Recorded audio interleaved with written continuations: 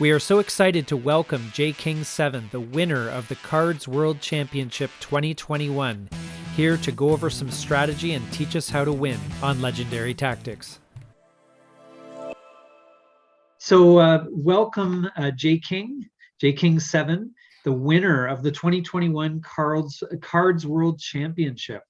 Let's try and say that 10 times fast. Anyway, thank you so much for joining us. It's great to meet you, and congratulations on your accomplishments. So what was it like to win the World Championship of KARDS?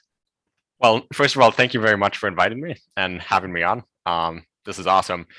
And to be honest, it was very surreal to win. I mean, going throughout the entire tournament at the various stages, I mean, I kept telling myself, well, you've made it this far, this is pretty good, but like you'll statistically not make it past here. And even top 4 going to Iceland, I was like, just the ability to travel paid for a trip to Iceland was a prize in of itself. And I was like, even if I place 4th, this is fine. And then I lost like the first game. I dropped down into the losers bracket, and I thought I'm going to get 4th, 3rd tops. And then I won the like first knockout match, so I'm guaranteed top 3. I'm like, okay, top 3, this is fine. And then I won the second one and went into the grand finals, and I'm like, just thinking to myself, well, I'm in the finals. Like, this is awesome. Like, this is cool. But it really didn't strike me that I'd won the entire tournament, and like, yeah, it was just honestly surreal. Yeah. And how did the final game turn out? Was it down to the wire? Was it did you walk to the win? That's a bit of a difficult question to answer, because if people in the KARDS community, people who watched that final game, they might have the perspective that the final game was in fact very boring, because it was a resistance mirror matchup, which is quite an odd phenomenon where really neither player wants to play any cards, neither player wants to draw any cards. You both just want to sit there and do absolutely nothing until that game ends. Yeah. So it was incredibly stressful because it was a game entirely down to fatigue. It was going to matter who drew less cards, who could get slightly more healing. Wow. But it wasn't quite as climactic as it could have been, because it was very clear I was going to win about 10, 15 turns into the game, because I was just 3 or 4 cards further like back in fatigue. And my opponent ended up just surrendering while we both had 60 health, because he realized he couldn't win mathematically. Oh my gosh, wow. So it was very intense to play. And I think if you know a lot about cards, you can see that it was a very difficult matchup with a lot of thinking. But if you just sat down and watched that 5th game, you might think otherwise. That's crazy. Wow. So it was just like, so was there any kind of interesting moments of note, or it was just like a build up and you're both sitting there and then it just your opponent resigned, you know? It's a good question. It was a back and forth. So this myself and Darkness, that's the name of the player I fought in the finals who got 2nd. He and I are teammates, actually. And he and I are also both long-term veterans. He and I were both in the very first official KARDS tournament. Well, 2nd official KARDS tournament ever hosted. We've played each other in tournaments dozens of times. We've played against each other on ranked and practice matches dozens of times. We'd actually played each other in an earlier stage where I'd beat him. And then we played each other in the very first round of the top 4 of the World Championship, where he beat me. Both of those went to game 5. So, and then finally played him again in the finals, went to game 5 again. So like, there was no other opponent I would have preferred playing in the finals there. Oh, that's great. And because you know each other well, it'd be totally, I'm sure the bragging rights is that's what it was really about. Yeah, and we'd both played the matchups dozens of times, and because we had the same decks both times we fought each other, there was some mind games about what order to bring the decks in, and I think we both evolved in the ways we would try to play specific matchups against each other. Yeah. Oh wow. Yeah, that's great. And so what brought you to this game? What was what hooked you in the, at this game in particular? Um, well, how I found the game is, I mean, honestly, I was just away for a weekend. The only thing I had access to was a very old laptop, so I couldn't play any of the games I would normally play. And I Yeah. just went on. I had a couple hours to kill, so I went on Steam, looked up free games, and was just Yeah. scrolling through the list. And I see World War II card game, Yeah. and think, well, this looks interesting. This looks Yeah. fun. So I downloaded it, played it for 4 hours, and then didn't think about it for a month, and then just got bored of all the other games I was playing and saw it in my Steam library and picked it up. And I've played a couple other card games in the past. Hearthstone is definitely the one I've sunk the most hours into. Yes. But what really stuck out to me about cards was the operation cost and the front line. Um, Yes. Operation cost most of all, because it really just adds an extra layer of thinking to the game. It's not just I play whatever cards I want, I draw whatever cards I want, and then I just Yes. attack face with everything on the board because Yes. it attacks Yes. for you. You have it just yeah. And the thing about the front line that I find interesting, I know cards is definitely not the first card game to implement that, but yeah, the idea of just having a front line that you have to fight back and forth with your opponent, and what line you have different units in comes into play more. And to me, it just struck me as something that had so much more tactical depth and a lot of room to grow into the future with new cards and different Yes. effects affecting different lines and the different unit types. So Yes. I love history. I love the theme of the game. But what really kept me into the game and got me addicted was just the tactical depth. For here at Legendary Tactics, we like to teach people how to play games better. And so for beginners, what would you say is the most important thing to focus on in getting better at cards?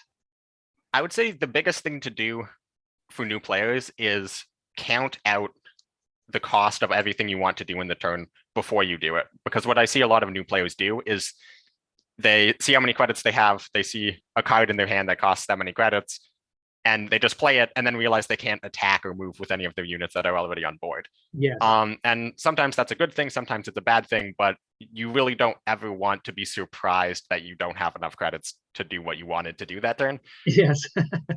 So just you can slow down. You have over a minute to take your turn, Yeah. and so it's perfectly fine to just take your turn, take your time, think about what you want to do.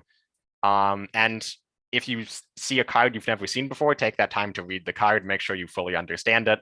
Mhm. Ambush I've seen seems to be the hardest mechanic for newer players. Yes. Is I mean, maybe it could be worded better, but I find a lot of players will just attack into a unit that has ambush and then Yeah. stop a while and hover over the card. Um, Yes. it all sums up to just take your time, read Yes. the cards, count the cost. Yeah. Oh, okay, that's good. Now, do you see this game as having like an early game, mid game, late game strategy? Like, how does your approach differ, or how does it change as the game goes on? I would say it depends a lot on the type of deck you're playing. If you're playing an aggressive deck, the early game is all about just getting as many units onto the board as possible to Mhm. set up for dealing as much damage to the headquarters as possible as you enter the mid game. Because if you're an aggressive deck, as you enter the mid game, you stop having units which are your units stop scaling in stats, I suppose. Yes. Whereas if you're a control deck, the early game is all about just removing as many of your opponent's units as possible, as efficiently as possible, and minimizing the amount of damage you take Yep. until you can start playing larger and larger units on curve as you gain access to more and more credits. Or And whatever. then there's definitely a late game in cards. And I'd say there's two ways of looking at the late game. You could look at it just in terms of like what turn you're at. So once you have access to 12 credits or more, if you're playing a ramp deck, then you basically have access to do almost anything you want in your hand. But I'd also say that there's another concept of a late game if you're playing two control style decks against each other, Yep. where you've both sort of run out of cards almost. You no longer have access to 8 cards plus with card draw in your hand. You're down to just 2 or 3 cards in your hand.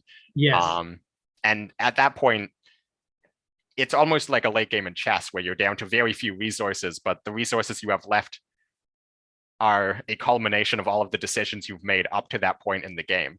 So maybe if Yes. you were slightly more efficient, you could have had one extra card in this position, and maybe that one extra card is enough to make the difference. And so what do you see as the main considerations between, say, managing your hand? You got to work with the support line, you got to work with the front line. Like, what is your, how do you work that dynamic? I would say that it depends again a lot on the matchup. And you'll probably hear me answer that to a lot of questions. Yeah, that's But fine. yeah, It's it good really for people does. to If hear. your opponent is playing a lot of artillery units and a lot of planes, getting units to the front line might not be as big of a deal because you don't need to take control of the front line to stop them moving anything because all of their units are fine in the support line.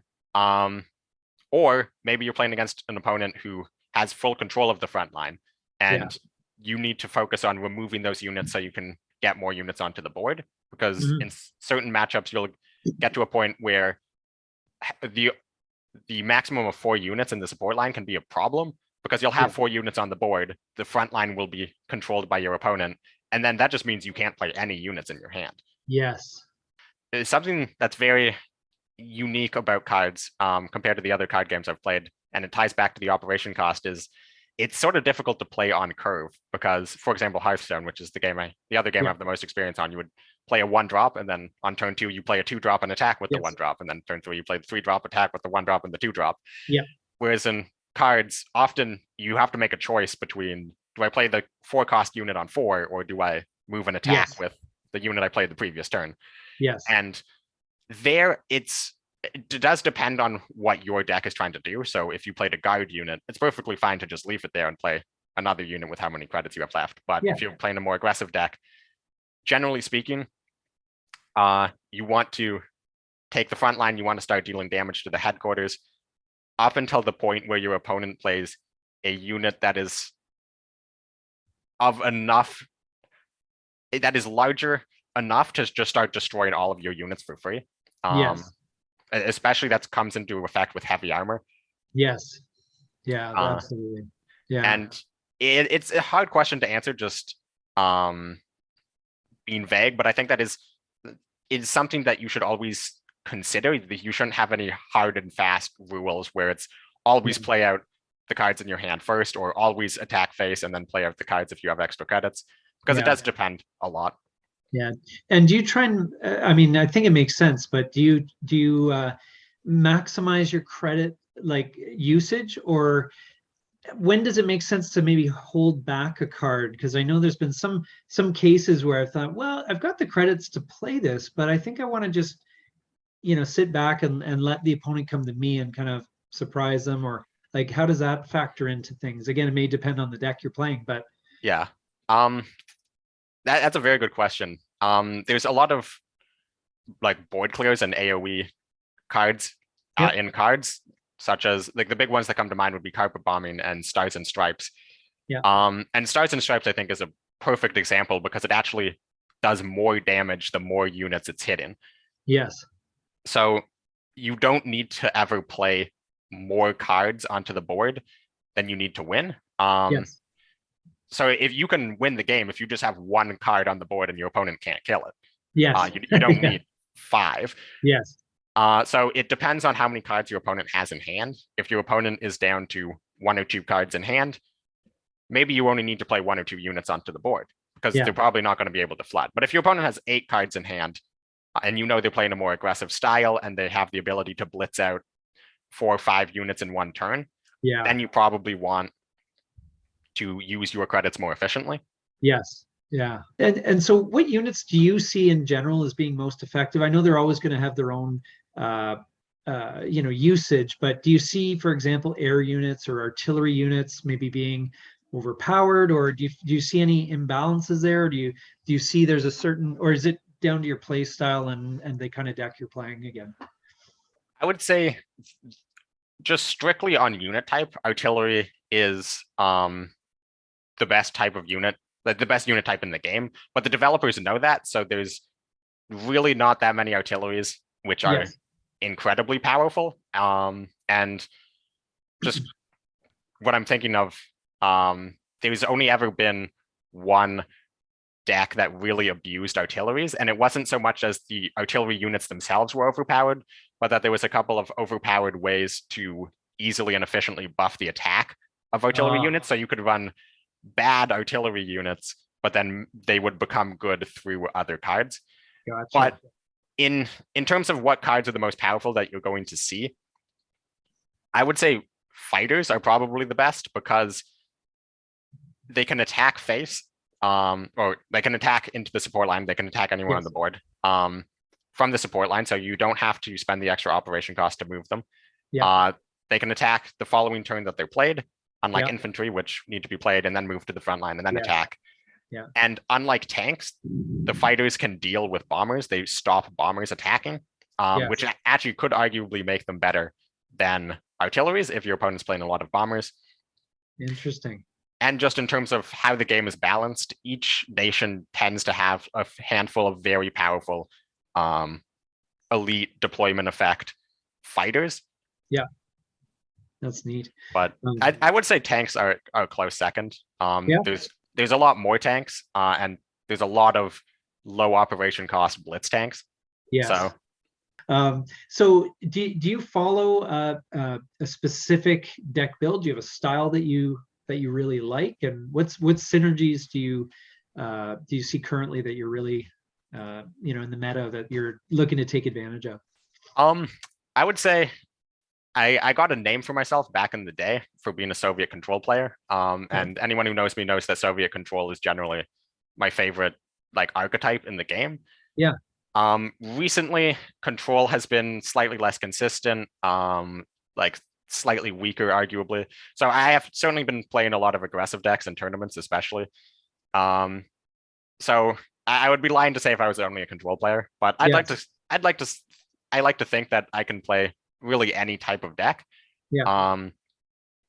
But my heart and soul remains with Soviet control. My favorite strategy in any card game really is grinding down your opponent, grinding through their entire deck, playing all of the counter cards if they're playing any sort of combo.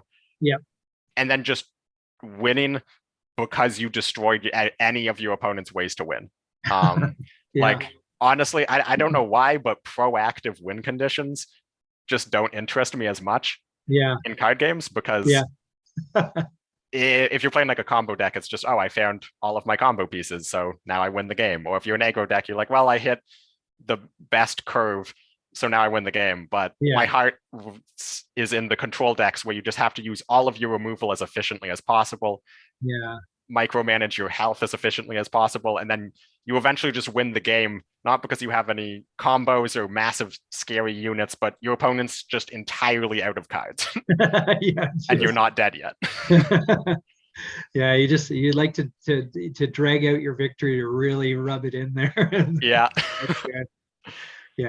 like, so like, are there any specific synergies that you look for in a control deck, even like just in general? Is there some sort of a combo that you're kind of looking? Probably guard, I would guess, would be big, but what would you? For control, the two things that I look for, especially in control decks, one would just be the most efficient early game removal possible. And like early game removal that will be as efficient against as wide a range as possible, and especially early game that does not fall behind in the late game. So for example, there's a German card, Set and Strike, destroy a unit that costs 2 or less. That's pretty good, pretty 1-for-1, but what if you're playing against a ramp deck that doesn't have 2 cost units? Or what if you're in just a control mirror and you draw it late in the game? That card just doesn't scale as well. Or there's a Soviet card, Hammer, deal 6 damage to a ground unit. That's very efficient, but what if you queue into an air deck and they don't have ground units? For me, that's card draw. I found that in general, that if you fall behind in the number of cards that you have, you're in a tough place because you don't have the options, and there's typically a lot of credits wasted. And if you start losing units, you just don't have the means to replace them, and that can be a real burden. Card draw is a very, very important in any card game, but in cards, especially because card draw can often be so limited based on what nation you're picking. So for example, Germany, Italy is arguably one of the best combinations of control in the game right now because they have very efficient healing, good guard, good removal, but it lacks card draw. So one of the Yeah. ways you can beat that deck is just pushing through the removal, killing any of their threats, and then eventually they'll just run out of cards. So looking at deck building, from a deck building perspective, like what are your most important considerations, and how do you find that balance between the cheaper and the more expensive cards, and what are your thoughts on that? So to me, in deck building, if it's an aggro deck, the number one thing you need to look for is consistency. Mhm. And if it's a control deck, the number one thing you need to look for is versatility, I would say. So Okay. in a control deck, you want cards that can work well in any situation. And I mean, versatility is something that you really want across any deck building. Yes. So for example, if you're playing draft, very versatile cards are cards with blitz because they can Mhm. help end the game. They can act as removal.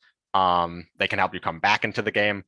Yep. So it just cards with blitz are very versatile. So that's really what I'm looking for. And also you have to take into consideration card draw. As I said before, it's very important. But you can have too much, or you can have it not spread across enough cards. So you could have two massive card draw cards, but if you don't have any way to get them, how often are you just never going to find them?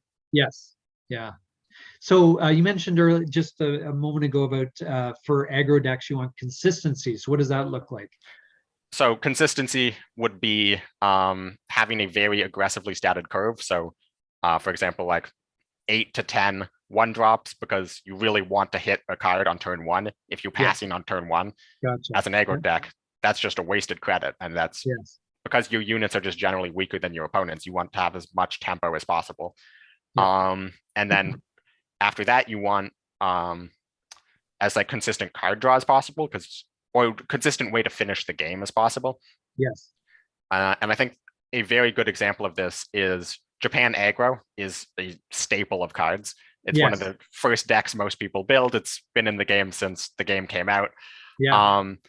And there's a lot of different ways to draw cards in Japan. You can run the 10 cost Empires of the Sun if you think you can make it to 10 credits, kill a big unit, refill your hand. You can run Rising Suns, which is 1 credit.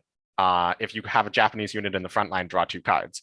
But both of those, Empire of the Sun relies on being alive on turn 10, and your opponent having a large unit that you can target, destroy, and draw. Whereas Rising Suns require you to have the front line, and it requires you to have other units on board in the front line to draw. And Jaguar was floating around. People were playing it, but I think one of the like my greatest personal achievements in deck building cards is I saw one of their cards. It's an elite Feigned Retreat, which is every time you play a unit, draw a card. Oh, wow. Yes. But the downside is it costs 6 credits and it discards your hand when you play it. Oh, okay. Yeah, that's so it's very powerful. But if you play Feigned Retreat, you go down to 0 cards in hand and then you draw an order. It doesn't do anything. Or if Feigned Retreat is your only way to draw cards, you're only going to see it maybe like 1 in 3 games. But I took Feigned Retreat and then I combined it with a German plane, which is deployment, draw an order from your deck. Oh, nice. If your opponent, if you have like less units, it is conditional effect, but it's essentially draw an order from your deck. And then Japan decks at the time were running like 10, 12 orders, like most decks. And basically I cut down the number of orders in the deck to 4. And then I have 2 copies of draw an order from your deck. So essentially it's just like maximizing the consistency at which you can find this Feigned Retreat. And this Feigned Retreat gives you the most consistent card draw. So with those combinations of cards, you can find Feigned Retreat in like 75, 80% of games. And when you play it, it gives you access to your entire deck. Yes. And how do you pick up these principles? I mean, I know to a certain extent you are, experimenting and adding cards, taking some away. Like, how do you find that skill in deck building, and how many cards from the other supporting power you need, and all that sort of thing? Like, is that just experience and just brute, playing a million games, or is there some principles that you can bring? I would say it's certainly a lot based on experience. But it's also based on experience of playing the deck. You have to be looking at when you lose, why do you lose? And Yeah. even if you win, was it close? Why was it close? And just making like a mental note of that, or something I do is I keep track of all of the games I play on ladder. I keep track of what I was playing, my opponent was playing, first, second, what cards were played in the game. And Wow. then if I want to make a change to the deck, I can look back at all of those stats. I can see what the win rates are against specific archetypes. But I mean, not everyone is going to do that. Not everyone's going to have that much time or Yes. desire to put that much energy. Yes. Um, Yeah. So a few simple rules I would say is never underestimate any card. Like always be open-minded. I think especially that's something that's especially true for people playing at a competitive level. People playing at a Yes. competitive level often just think of these are the cards people play, so these are the good cards, so I'm only going to ever look at these cards. But Yeah. there's hundreds of cards in the game, and sometimes people just aren't running them even though it's good. Or sometimes there was a Yeah. recent change which makes this card really good, and people just haven't been looking at it. Yeah. And a part of that is also keeping an open mind when you play against opponents. So Yes. most of the decks that I've created, which like I can put my name on and be like, this deck I made. Yeah. It's almost always because I saw someone else playing something and got inspired and then took their list, refined it, like combined it with mine. So just like keep an eye out at what other people are playing. If it looks interesting, try it. If look at what's working in your deck, what's not working. Yes. How much would you say, if you had to guess, and it may not be easy to quantify, but how much of the skill in this game is balanced between the deck building and the gameplay parts? And like, how do you find that a great deck plays itself, or do you really need to have, or can you take a relatively poor deck and through skill in gameplay, can you turn that into a winner? I would say that that is certainly difficult to quantify, but I'm just thinking for beginner players, because they may, well, where should if I only have so much time to invest in cards, what should I focus on? Should I just get good at the gameplay? Should I focus more on building a great deck? I would say it's a little bit of both. You don't need like whatever the best meta deck is to get into Field Marshal, for example. That's a goal for a lot of players, is to get into Field Marshal. You get that golden elite at the end of season, you get a couple packs, and that will help you grow your collection. Yes. And you can certainly get into Field Marshal with good cards, and you just play well. Yes. You don't need like the best synergies, the best decks, all the elites. If you just like can recognize a few good cards, and just put together, like cobble together a deck that works, and you play excellently, that will get you into Field Marshal. On the other hand, if you are able to like craft like a tier 1 deck, but you don't know a lot about the game, it might be more of a struggle to get to Field Marshal. But you'll probably learn more. You'll probably learn quicker if you're playing a better deck. Because it's a lot easier. I know it's a struggle sometimes if you lose and you're playing maybe like a more a deck with a lot of like standards and a deck with a lot of cards you wouldn't normally run if you had a full collection. It's very easy to say, well, I only lost because my opponent had better cards. Whereas if you're playing the best deck and you lose, you do have to ask yourself, why did I lose? Like, and look at it. So and then if you take that question and apply it to a more competitive level, I would say you 100% need the skills. There's a lot of deck builders out there who build amazing decks, and then like people who are better at playing the game itself will get a hand on those decks and take them to distances like the deck builder never saw. And deck building isn't necessarily as important at a competitive level, because a lot of players just think, I don't need to like build the newest deck. I just need to see what other people are playing. Like I copy that, and then if I play it better than them, I'm going to win. Yes, that's true. Yeah, that's a very good point. So in general, like, how do you develop into an expert player? Like what are some keys that you would say are important in terms of, how to focus your time, and if you want to really become an expert, what's involved in that? I would say something that's very important is using your time efficiently and really focusing on understanding rather than just copying. And what I mean by that is if you just copy a deck that other people are playing and then you play it and it's good and Yeah. it wins, that's okay. And you might get far, but eventually that deck's going to be nerfed or the meta is going to change and it's not going to be as powerful. And you need to understand why that deck is powerful, what cards in it make it powerful, what are the synergies that make it powerful, and like you need to understand the matchups. Matchups is something that's very important. Yeah. It doesn't matter if you're playing the best deck in the game if it can be hard countered and everyone is playing the hard counter. Yeah. It's not good. Yeah, exactly. Yeah. Oh, okay.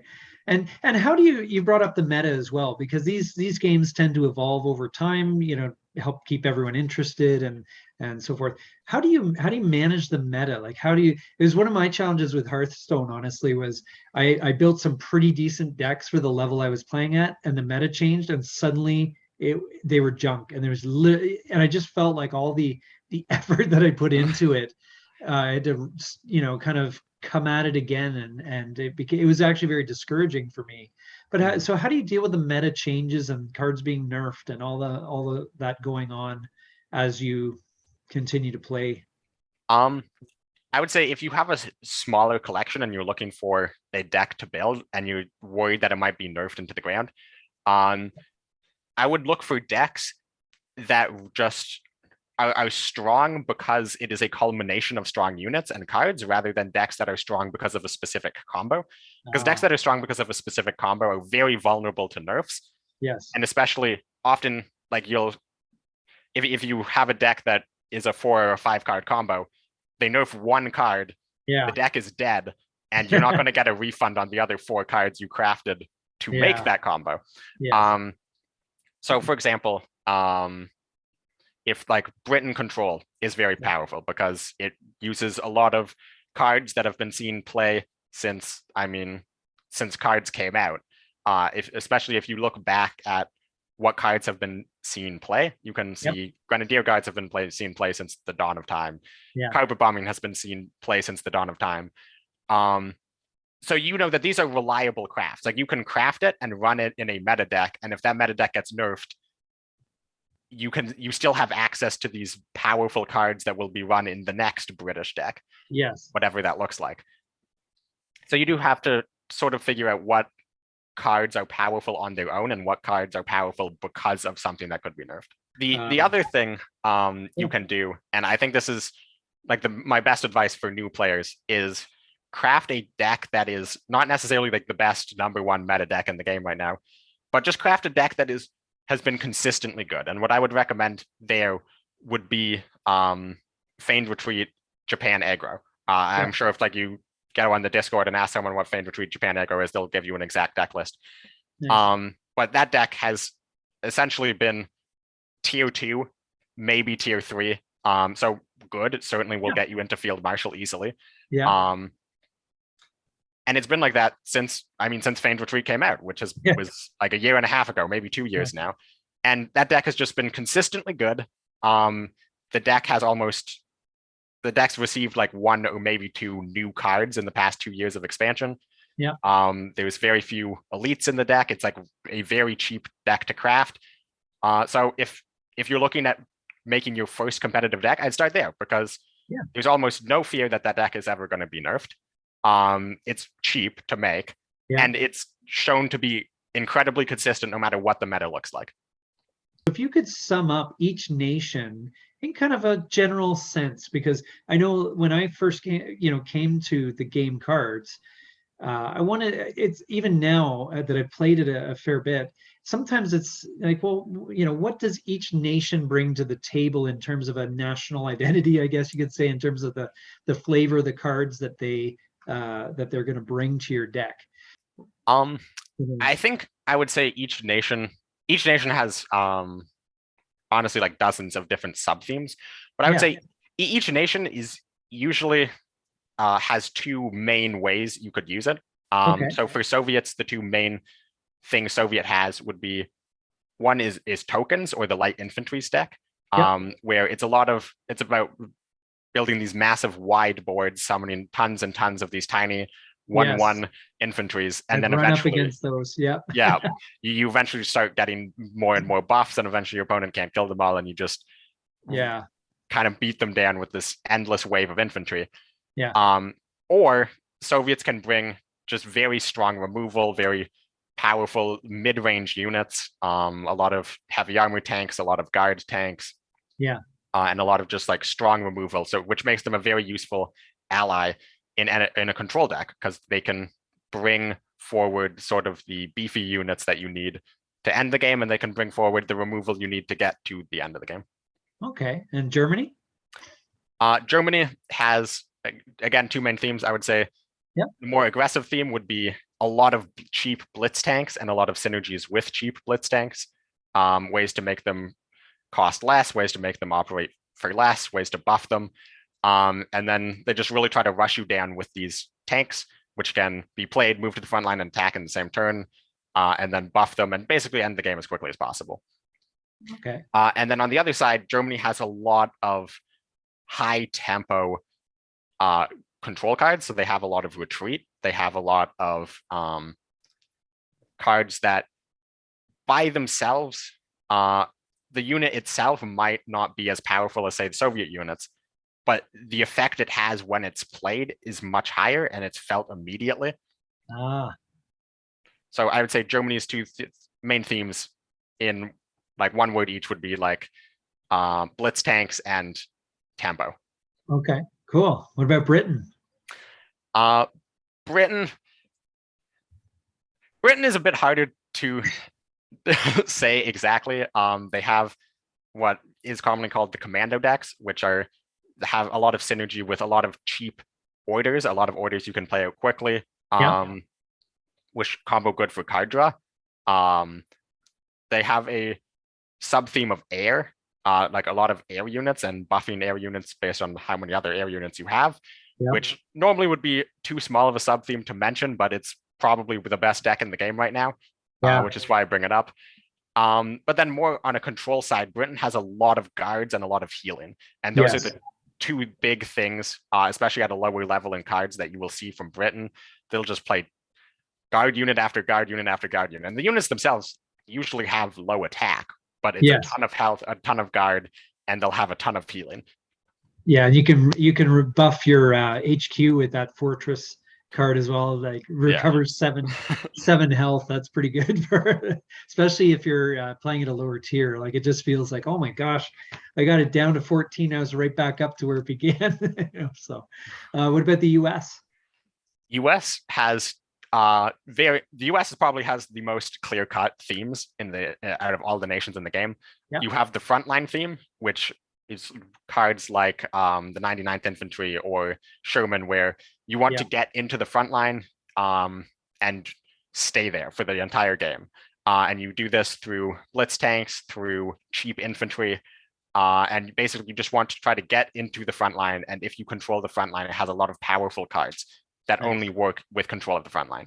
And then on the other side, sort of the exact opposite of that, you have ramp, where you spend the beginning of the game gaining additional credits, and then you just start playing massive units, your B-17s, your Avengers, and all those cards that give you extra credit slots.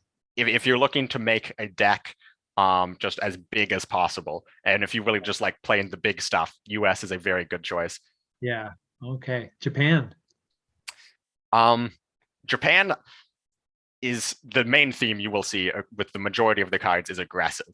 They will deal damage to the headquarters, they'll have blitz, they'll cost cheap, and it's all about just killing your opponent as quickly as possible.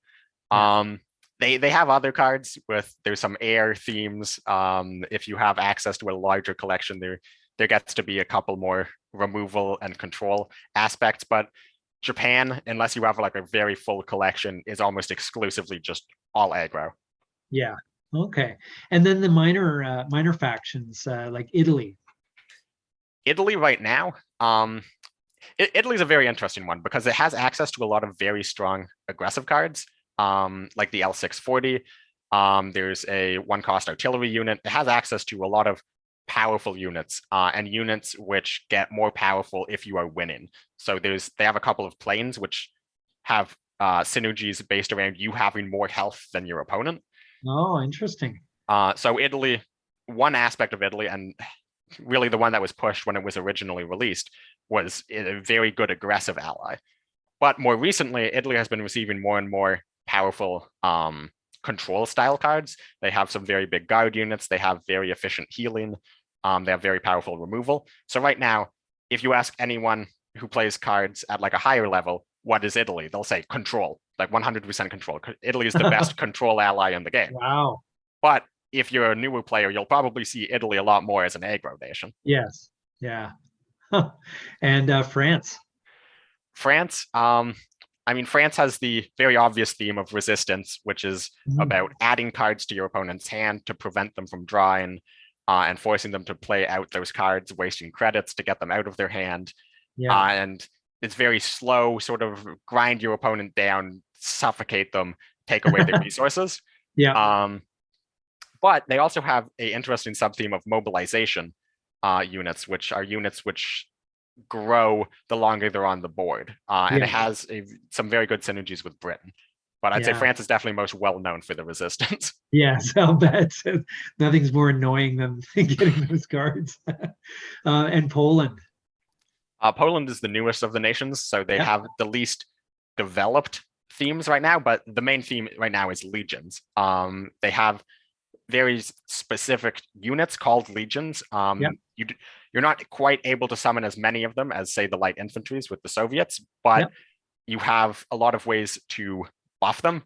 And the key word that comes with Poland is intel, which is you see a card in your opponent's hand. So Poland's really about just getting these legions on the board and then buffing them by gaining access to seeing what your opponent has, which can be very useful a lot of the time. Yeah, that's good. Yeah, I haven't run into very many Polish cards in my at my level, but yeah, I imagine it'd be an interesting theme to integrate into the existing decks and the existing major powers. So that's great. So anyway, one last question before we let you go. I really appreciate your time. What is your favorite card? Well, pick one. If you were going to a desert island and you could only take one card with you, what would it be? I have the same answer that I've given to this question since the card was released, but I'm sure the developers wouldn't be too happy with me giving this answer because my answer would be the old Night Witches, because Night Witches used to be a card which was put a 1/2 bomber and a 3-credit deal 3 damage cards in your hand and shuffle it back into your deck. And I created my favorite deck that I've ever played in cards was a deck that just drew, removed all of the units your opponent played healing, played guards, just survive as long as possible. And then you would get to the point where you're out of cards in your deck, but Night Witches. And then Night Witches is just infinite. So you would just play Night Witches 1 per turn. It gives you a tiny unit and a tiny amount of removal. But if you have an infinite amount of tiny units, tiny removal, you will eventually win. So it was my favorite deck in the game. I loved it. I abused it relentlessly, and almost certainly the reason that the card was eventually nerfed to no longer. You were the reason. Infinite. That's great. So the current version of the card, it's fun, but it's not the old version. So what did they nerf it to? What was the how does it work now? So they decided to just rework the effect completely. So it's now a 3-credit add 3 1/2 bombers to your hand, and those 1/2 bombers have the text destruction add from the people to hand, and from the people is the 3-credit deal 3 damage. So it's still powerful. It still has a similar feel of getting cheap units and extra removal, but it no longer lets you stop taking fatigue damage. So that's no fun. If I had to say my favorite card in the game that currently exists, it would be a tough call between Commonwealth, which I just love the Commonwealth because it's so flavorful. Yes. And it's a card that you have to build your deck around. It's not just powerful by itself in a vacuum. You need to build a deck behind it. Yeah. You need to work towards it. Your opponent can see what you're trying to do and try to stop you from getting there.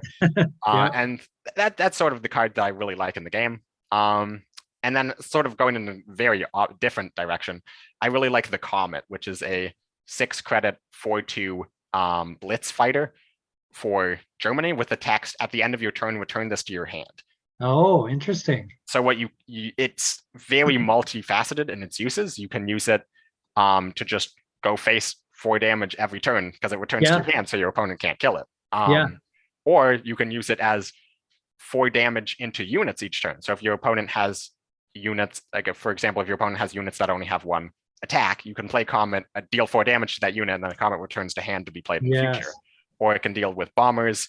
Or you can just sometimes you're forced to just play it 6 credits, deal 4 damage to something to kill it, to get it off the board, even if it kills your own Comet. Yeah. So it's just a card that has a lot of versatility, a lot of it's very situational. Sometimes it can win you the game. Sometimes it's just a worse version of Tactical Strike. Yeah. Yeah. So anyway, thank you so much for taking the time to be interviewed and share your thoughts on the strategy of the game and teaching some new players. We're looking to grow the community in cards to be as large and as we possibly can, so more people can get into this game. And your insights have been invaluable. Thank you so much, jking. Well, thank you for having me. And thanks for the work you're doing with trying to grow cards, because cards is a great game, and anything that gets it into the hands of more people is an amazing initiative that I support. All right. That's great. Maybe someone will give you some competition when you're defending your world championship next time. So thanks so much.